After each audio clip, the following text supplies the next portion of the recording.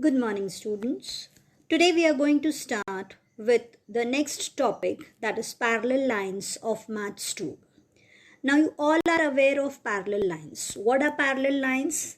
The lines which do not intersect each other are called as parallel lines. The condition is they should be coplanar. Coplanar means they should be in one single plane.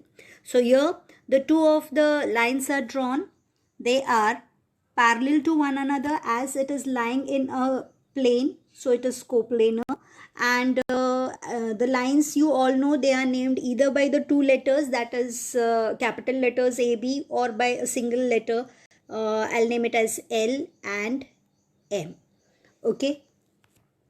Now, the line which is intersecting these two lines at distinct point, this line is known as transversal. What is this known as? Transversal. Okay. And the distance between these two lines is known as intercept. Okay. So, what are parallel lines? The lines which are coplanar and do not intersect each other are called parallel lines. So, line L is parallel to line M, and symbolically it is written as line L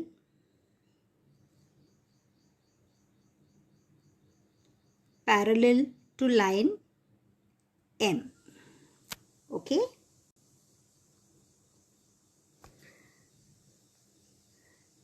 Now, properties of angles formed by parallel lines and its transversal. So, the number of pairs of angles formed by the parallel lines and its transversal are corresponding angle, interior angle, then alternate angles, alternate interior angle, alternate exterior angle, then linear pairs are formed, vertically opposite angles are formed. Okay, so we are going to discuss that. So the very first one is pair of corresponding angles. Now here, what are corresponding angles? The angle formed between F.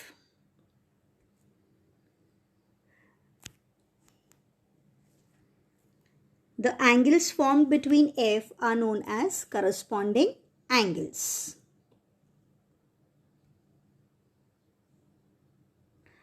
So here, now first you will check on where the F's are forming. Okay. So the very first one is D and H. Now here the inverted F is there, 1, and this is F. The angle forming over here are known as corresponding angles. Okay. So there are in all 4 pairs of corresponding angles. Now which are they? The very first one I have told you, DH, then AE, then BF and CG. Okay. Now the most interesting thing of corresponding angles are if one pair of corresponding angle is congruent, then all the pairs of corresponding angles are congruent. In all, pairs of corresponding angles are congruent if the lines are parallel. Okay. Next we move on to the pairs of alternate interior angles. Now alternate interior angles are the angles which are formed in Z. Okay, interior angles I am talking, which are formed in Z. Now this is a parallel line and this one is the parallel line. Okay, and the angles formed over here are known as alternate interior angles. Now we will go through on the diagram, right? So here it is forming Z over here. So angle formed over here is angle C, and here angle E. So they are known as pair of interior angles. Fine. Now the next angle which is forming over here is, you can check on the dotted line, right? So this dotted line moves from here, it is A, here it will be B. So this one, fine.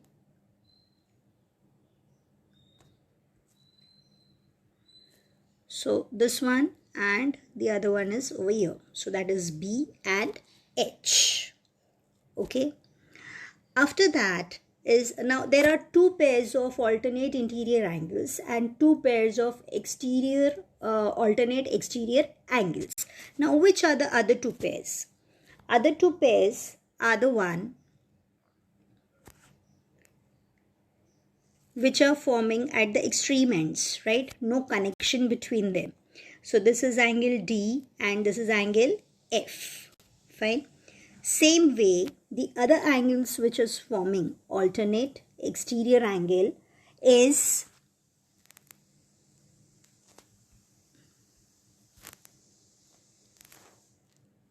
these two. So they are angle A and angle G. Okay. So in this way, the alternate interior angles and alternate exterior angles are formed. The symbols you have to remember. One is Z and the other one is just no connection between them, like this. Okay. So they are known as alternate interior and exterior angles, and these pairs are also congruent.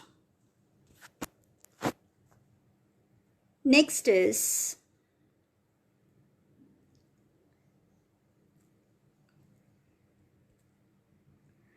pairs of interior angles. Now interior angles are formed in Z, in C. They are formed in C. Okay. Anyways you go, this way they are formed. The way the parallel lines are given. The angles between these two. Okay. These are known as interior angles. Okay. So these are interior angles. Fine. Now here where the C is forming. C is forming over here. Right. So the angles so formed is C and H. They are pairs of interior angles. The other pair is forming over here.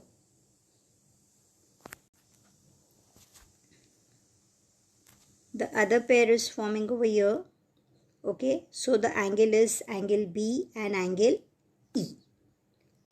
So these interior angles are not congruent, they are supplementary. Means if we add these two angles, we get the answer as equal to 180. Okay. Now we move on to the next one, that is vertically opposite angles. Now vertically opposite angles, when I am talking about, it is formed in X. Okay. So these two angles are known as vertically opposite angles. Okay. And vertically opposite angles are also congruent. Now wherever the X are forming, they make vertically opposite angles. So X forming over here, this is right. So this is the first pair, right? Now this one is the second pair. Then same way downside. Okay, they appear in pair. So two angles will be there, right? Similarly, the other angle is angle H and angle F, other pair. And the next one is angle E and angle G.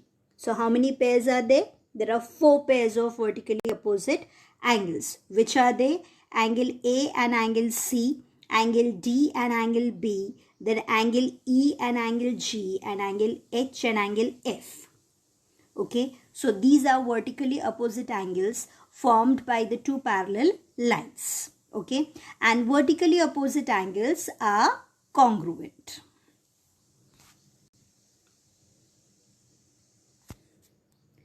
Next, angles in linear pair. Now angles in linear pair are formed in this way. Okay, the angle formed over here and the angle formed over here. One of the side is common in between them, and the two other sides are moving in the opposite direction. Right? These angles are known as angles in linear pair. Okay. Now, what is the criteria of angles in linear pair? They are supplementary. Means when I add these two angles, I get the answer as equal to 180. Right? Now, we have to check on which are the which are the angles which are in linear pair in the given figure. Right? So, there are 8 pairs of angles in linear pair. Pairs means they appear in 2. Okay. pair should be there. So the very first one, this one, okay. So it is 1 and 2. That is A and D. The next one below that, C and B, okay. Now, then again this one, that is A and B. Then the other one, that is D and C.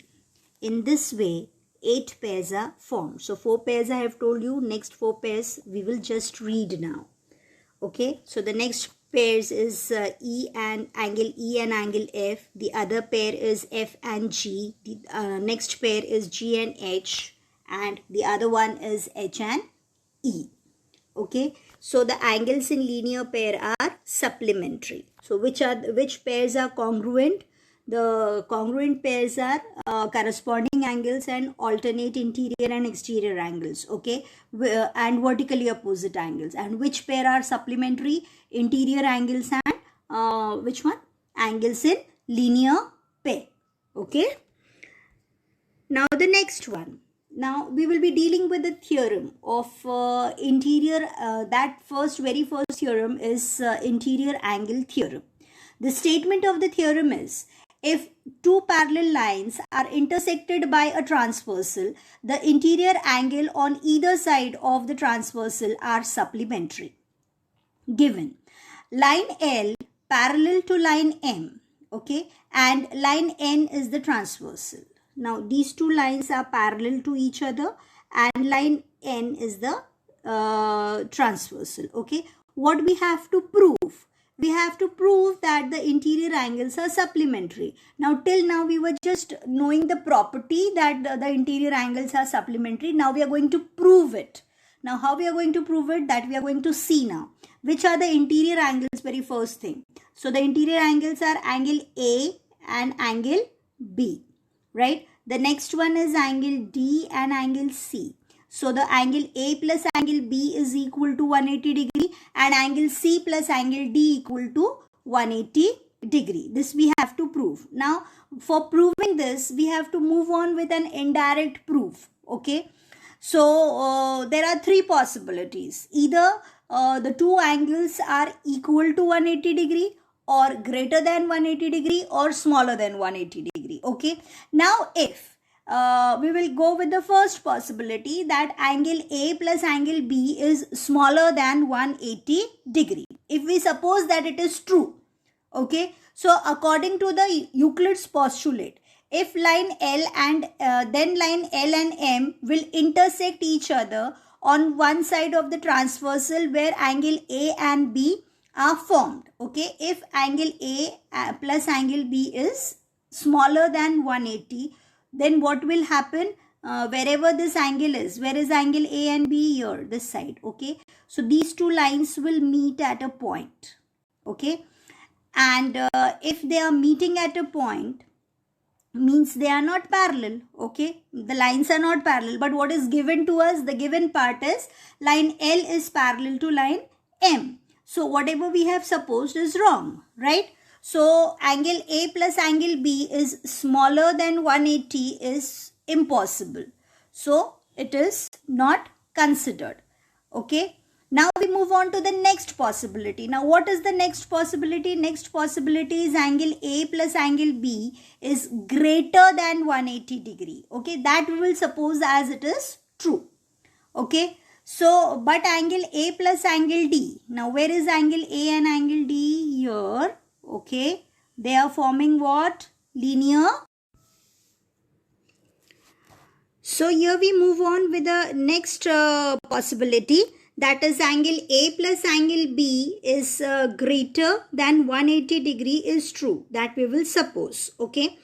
Now when we suppose that angle A plus angle B is greater than 180 degree, but what is given to us? The given part is angle A plus angle D, these two angles is equal to 180 degree, and the next two angles, that is angle C plus angle B, here it should be B not D, okay. So angle C plus angle B equal to 180 degree. Which pair they are forming? They are forming angles in linear pair. Okay, as they are forming angles in linear pair, when I add these two, it will be angle A plus angle A plus angle B plus angle C plus angle D equal to 180 degree plus 180 degree, that is equal to 360 degree, right? When I have to find out angle C plus angle D, angle C plus angle D, that will be equal to what? This A plus B will go to the other side. So it will be 360 degree minus angle A plus angle B. If angle A plus angle B is greater than 180 degree, okay, then 360 degree minus angle A plus angle B will be smaller than 180 degree. Therefore, angle C plus angle D is smaller than 180 degree. But if it is if it is smaller than 180 degree, then these two lines which are on the side of angle C and angle D will meet each other. Okay, and as they meet each other, then angle C plus angle D is smaller than 180 degree will be impossible. Okay, so here angle A, that is angle A plus angle B is greater than equal to greater than 180 degree is impossible. Okay, so the last possibility that is left is angle A plus angle B is equal to 180 degree is true. Similarly, angle C plus angle D is equal to 180 degree. Okay, now we move